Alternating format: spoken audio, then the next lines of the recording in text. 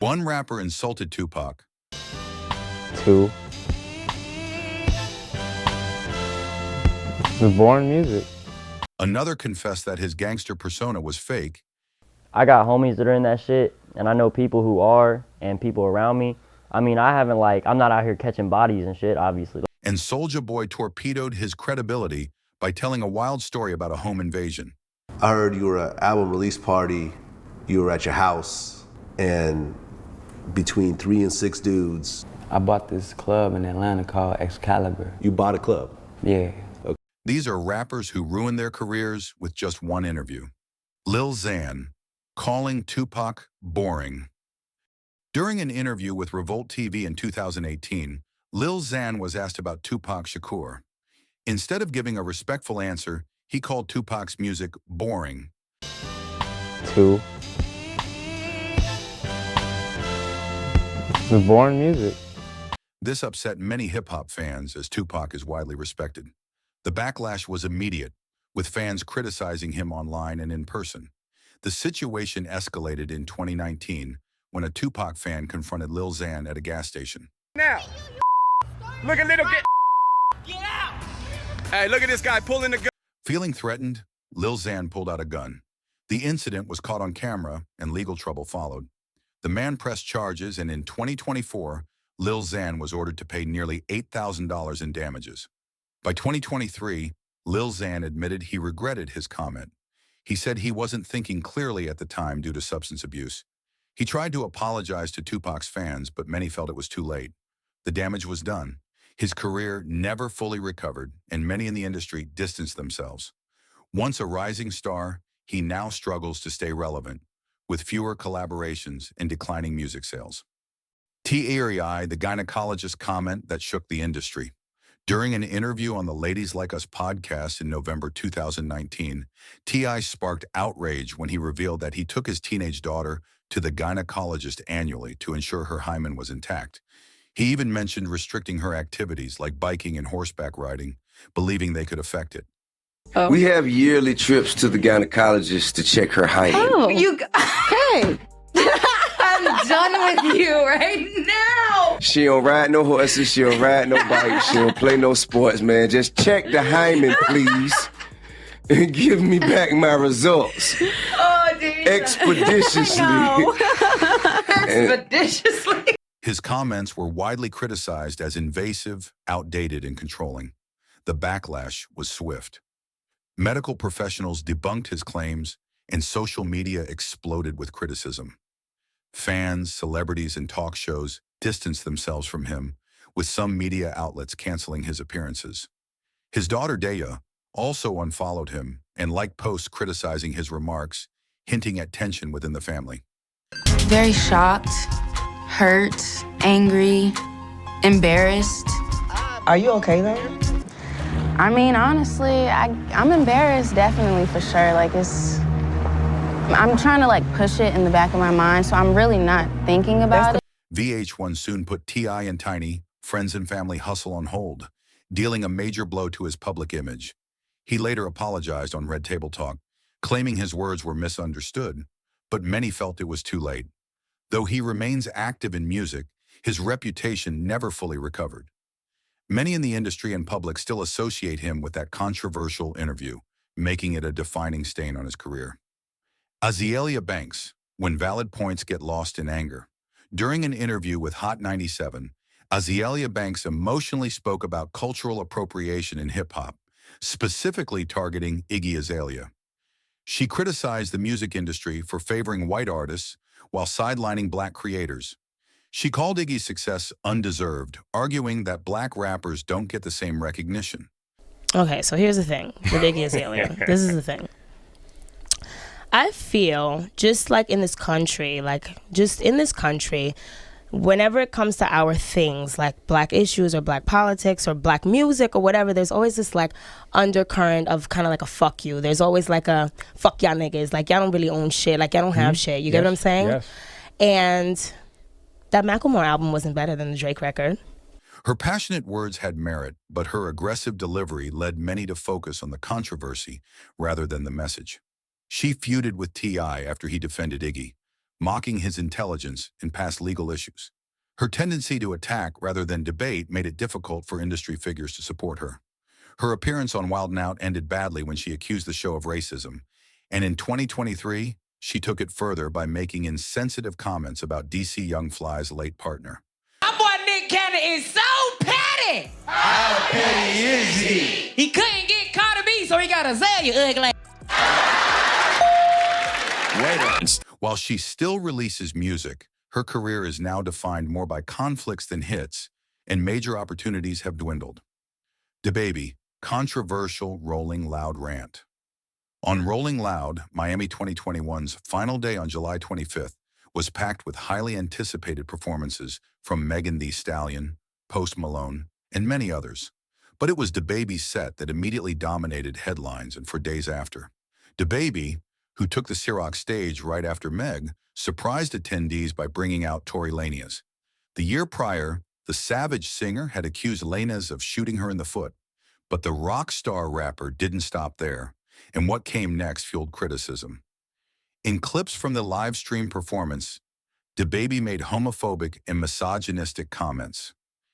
If you didn't show up today with HIV, AIDS, or any of them deadly sexually transmitted diseases that'll make you die in 2 to 3 weeks, then put your cell phone lighter up, he told attendees. Ladies, if your put want to smell like water, put your cell phone lighter up. Fellas, if you ain't sucking dope in the parking lot, put your cell phone lighter up. Cell phone lights in the air, let's have a moment for him. You didn't show up today with HIV, AIDS, any of them deadly sexually transmitted diseases that'll make you die in 2 to 3 weeks, put a cell phone light in the air. Lady, if your pussy smell like water, put a cell phone light in the air. Fellas. Lights up. Fellas, if you ain't sucking nigga dick in the parking lot, put your cell phone lights in the air. Let's be real about this. Later, DaBaby tried to defend his remarks in an Instagram post. What me and my fans do at the live show, it don't concern you on the internet or you bitter on the internet. It's not y'all business. You know what I'm saying? Like what I do at a live show is for the audience at the live show. It'll never translate correctly to somebody looking at a little fire. It was late. The fallout was severe. DaBaby later admitted the controversy cost him up to $30 million in lost revenue. Concert sales plummeted, with reports of low attendance and buy one get one free ticket promotions. While he still releases music, his career has never fully recovered, and his public image remains tarnished. CJ claiming Whoopty and losing street cred. During an interview, CJ casually claimed he made up the term Whoopty, the title of his viral 2020 hit. In a November 2020 interview with Vlad TV, CJ discussed the origins of the term Whoopty. He explained that Whoopty was a phrase used by the Bloodhound Brims, a subset of the Blood Gang. It was like, it's crazy how it started, man. It's just like, it's like a blur kind of, because everything happened so fast. But like I said, I put the link out on YouTube. However, the term was reportedly linked to the Bloodhound Brims gang in New York. When gang members and insiders heard CJ trying to trademark it, they publicly called him out to misrepresent their culture. I took ownership of the word. I never said I owned the word. I never said I created the word. The backlash was immediate. Fans started questioning his authenticity, and many labeled him a culture vulture. An article by Pitchfork further fueled suspicions, revealing that CJ's uncle, a veteran music executive, had played a key role in his success.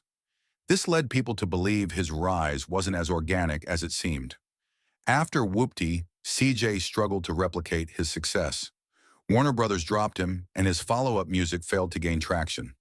While he's still making music, the industry and fans have largely moved on, leaving him as a one-hit wonder whose credibility never recovered. Slim Jesus, the drill rap admission that ended the hype. During an interview with DJ Vlad, Slim Jesus admitted he wasn't actually living the life he rapped about in drill time. He explained that while his friends were involved in street activity, he was smart enough to avoid it. Though honest, this confession shattered his credibility in the drill rap scene. For the most part on the street shit, like, I got homies that are in that shit, and I know people who are, and people around me. I mean, I'm not out here catching bodies and shit, obviously. Like, I'm fucking smart, but... Initially, real Chicago drill rappers gave him some respect, but after the interview, they distanced themselves. Like, I mean, I know people, and I've been, in some situations, but I'm not, like, out here fucking killing people. Do you have a criminal record at all? Nah, I'm straight. Slim Jesus hinted at collaborations with artists like Chief Keef, but they never happened. His performances suffered, with some local rappers even cutting his music mid-show to embarrass him.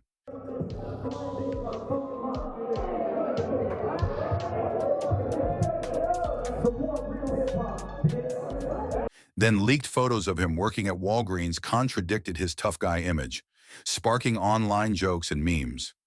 Despite attempts to reposition himself as a pioneer of pretend drill, the damage was irreversible. The hype faded, and Slim Jesus quietly disappeared from the mainstream rap scene, proving that authenticity matters in hip-hop. Lil Kelpy, the questionable raid tale. During an interview on No Jumper, Lil Kelpy tried to boost his street credibility by telling a dramatic story about a SWAT raid on his home. However, co-guest Almighty Suspect immediately questioned him, demanding proof. Kelpy struggled to back up his claims, and gaps in his story became obvious. I said, Ben Franklin knows who the fuck I am, bitch. Who you calling a Ben bitch, Franklin, though? I'm calling you a bitch. Suspect called Kelpy a fraud, even accusing him of wearing a costume to pretend he was part of the streets. As tensions escalated, the two nearly fought on camera, with Suspect calling Kelpy a clown. The viral moment turned Kelpy into a joke rather than a rising rapper. Following the interview, many lost interest in Kelpy, seeing him as inauthentic. He later tried to explain himself, but the damage was done. In hip-hop, authenticity is everything, and Kelpy's credibility never recovered. While he still gains attention, it's more for controversy than actual music. Kanye West, the Infowars disaster. During an interview on Infowars in December 2022, Kanye West, now known as Ye, shocked viewers by praising Adolf Hitler, saying he saw good things in him. Even host Alex Jones, known for controversial views, looked uncomfortable. Ye, wearing a black mask, doubled down on his statements, sparking immediate backlash. Well, I see good things about Hitler also. The Jew, I love everyone. I'm done with the classifications. The fallout was swift. Adidas cut ties, wiping out his billionaire status, and brands like Gap and Balenciaga followed. His talent agency dropped him, streaming platforms removed his music from curated playlists, and social media platforms repeatedly banned him from hate speech. Even longtime collaborators distanced themselves.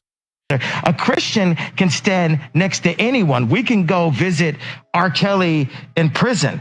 We can go talk to Harvey Weinstein. That's what Jesus did. Yes, because Jesus can save everyone. You know, you put on the whole armor of God. His Donda Academy also took a hit as parents withdrew their children. While Yes still has a loyal fan base, the industry has largely turned its back on him. What was once seen as bold and creative is now viewed as destructive, leaving his legacy deeply tarnished. R. Kelly breaking down on national TV. During an interview with CBS News in 2019, R. Kelly tried to defend himself against serious allegations brought to light by the documentary Surviving R. Kelly. Instead of appearing calm, he had an emotional meltdown shouting, "Y'all killing me with this, and I'm fighting for my life."